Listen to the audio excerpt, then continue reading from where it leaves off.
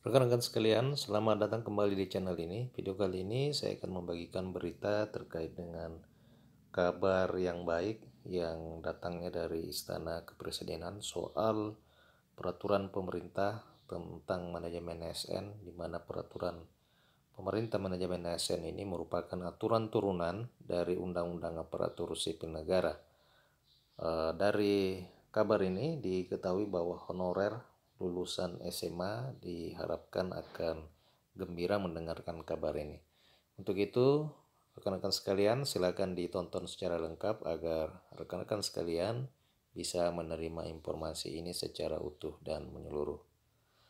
Rekan-rekan para tenaga honorer, ada kabar baik yang datang dari istana soal peraturan pemerintah tentang manajemen ASN sebagai salah satu aturan teknis dan tindak lanjut serta aturan turunan dari Undang-Undang Nomor 20 Tahun 2023. Para honorer lulusan SMA sederajat dipastikan akan senang mendengarkan kabar ini. Dewan Pembina Forum Honorer K2 Tenaga Teknis Administrasi Indonesia, Ibu Nurbaiti menyebutkan bahwa pihaknya bersama sejumlah pengurus telah bertemu pejabat kantor kepresidenan atau kantor staf presiden. Ada sejumlah masalah yang disampaikan sapaannya kepada KSP. Salah satu yang disampaikan adalah tentang kondisi honorer yang ikut seleksi pada momen seleksi ASN P3K di tahun 2023 ini. Memang cukup banyak tenaga non-aparatur sipil negara yang tidak bisa ikut seleksi pada P3K 2023 ini. Adapun alasannya yakni tidak adanya formasi ataukah memang syarat-syaratnya yang tidak bisa terpenuhi, tetapi tidak sedikit juga yang bisa ikut tes karena memang memenuhi kualifikasi, persyaratan, serta tersedianya formasi jabatan. Nurbaiti menyampaikan bahwa kompetensi honorer itu tidak semua buruk. Terbukti banyak honorer K2 yang mendapatkan nilai di atas 300. Menurutnya ini pencapaian luar biasa oleh karena memang baru pertama kali ikut tes. Honorer usia di atas 35 tahun itu mampu menjawab 145 soal dalam waktu 120 menit. Bukan hal yang mudah untuk mencapai nilai tersebut. Nah, rekan-rekan diketahui bersama bahwa pada seleksi P3K di awal tahun yang lalu memang tenaga teknis itu sangat sedikit sekali yang lulus, bahkan oleh karena sedikitnya kuota yang terpenuhi maka pemerintah mengeluarkan kebijakan optimalisasi, artinya tidak lagi menggunakan passing grade akan tetapi menggunakan pola perankingan. Nah, akan tetapi pada seleksi kali ini ternyata rata-rata honorer teknis itu mampu mencapai nilai yang tinggi, bahkan honorer K2 sendiri itu bisa mencapai nilai yang tinggi di atas dari 300. Pada kesempatan tersebut, koordinator honorer K2 teknis administrasi ini turut memberikan masukan agar ada kebijakan khusus untuk para tenaga honorer yang nilai tesnya di atas 300. Sebab ada kekhawatiran honorer yakni soal minimnya formasi. Kebanyakan instansi hanya membuka satu formasi padahal honorer kedua yang melamar cukup banyak. Harapannya saat menyampaikan hal ini, ia pun meminta agar ada optimalisasi atau afirmasi khusus untuk yang ikut tes tahun ini. Kalaupun tidak ada formasi, mereka bisa dimasukkan di dalam prioritas 1 atau P1, sama sistemnya seperti rekrutmen P3K guru. Jadi ketika ada pembukaan seleksi pada tahun 2024, mereka cukup didata dan tidak perlu dilakukan tes kembali. Bunda Nur sangat berharap masukannya ini bisa dijembatani oleh KSP kepada Menteri Pendayagunaan Aparatur Negara dan Reformasi Birokrasi Abdullah Azwar Anas.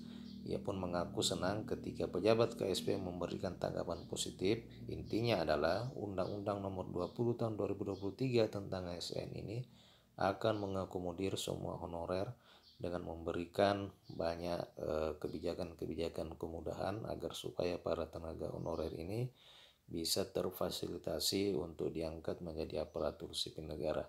Yang melegakan rekan-rekan, bukan hanya lulusan S1 yang diselesaikan, tetapi para tenaga honorer yang berijazah SMA pun akan diselesaikan, baik melalui mekanisme P3K paruh waktu ataupun P3K penuh waktu.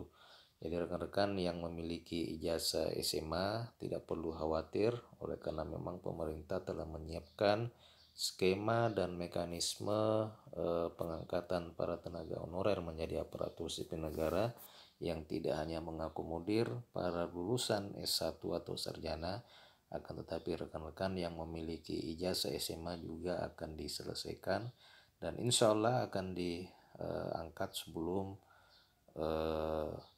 Desember tahun 2024 melalui beberapa skema pengangkatan, apakah itu melalui pengangkatan secara langsung menjadi P3K paruh waktu ataukah memang melalui seleksi untuk diangkat menjadi P3K penuh waktu. Soal mekanisme ini jangan dulu diperdebatkan dahulu, yang terpenting kata Bunda adalah honorer itu bisa menjadi ASN. Jadi memang untuk mekanisme serta tahapan-tahapan dan cara pemerintah di dalam menyelesaikan persoalan tenaga honorer, saat ini Kemenpan beserta beberapa stakeholder terkait sementara menggodok aturan dan tahapan-tahapan tersebut untuk ditetapkan melalui peraturan pemerintah tentang manajemen ASN, di mana peraturan pemerintah ini nantinya merupakan aturan yang mengatur secara teknis dan rinci terkait dengan mekanisme dan tahapan pengangkatan honorer menjadi ASN. Berita baik lainnya rekan-rekan bahwa regulasi turunan Undang-Undang ASN yang baru yang seperti saya katakan tadi, yakni peraturan pemerintah tentang manajemen ASN akan rampung lebih cepat dari rencana awal dari 31 April 2024 sebab aturannya 6 bulan setelah Undang-Undang ASN ini disahkan. Jadi memang untuk aturan turunan ini yang ditunggu-tunggu sebagian besar para tenaga honorer dan direncanakan di rencana awal peraturan pemerintah ini akan ditetapkan pada 31 April 2024 sebab di dalam aturan di undang-undang bahwa 6 bulan setelah Undang-Undang ASN disahkan maka peraturan turunan terkait dengan aturan teknis serta peraturan pemerintah ya yang mengatur tindak lanjut dari Undang-Undang ASN itu paling lambat disahkan setelah 6 bulan setelah undang-undang itu ditetapkan. Jadi kabar baik datang dari koordinator honorer kedua bahwa memang rencananya PP manajemen ASN ini akan rampung lebih cepat dari rencana awal yang 31 April 2024. Jadi ia pun meminta kepada seluruh tenaga honorer mari untuk mendukung pemerintah untuk segera menyelesaikan persoalan tenaga honorer dan teman-teman honorer tetap tenang, jangan cepat percaya berita hoaks, fokus dengan pekerjaan saat ini. Itu yang disampaikan oleh Koordinator Honorer Kedua Teknis Administrasi.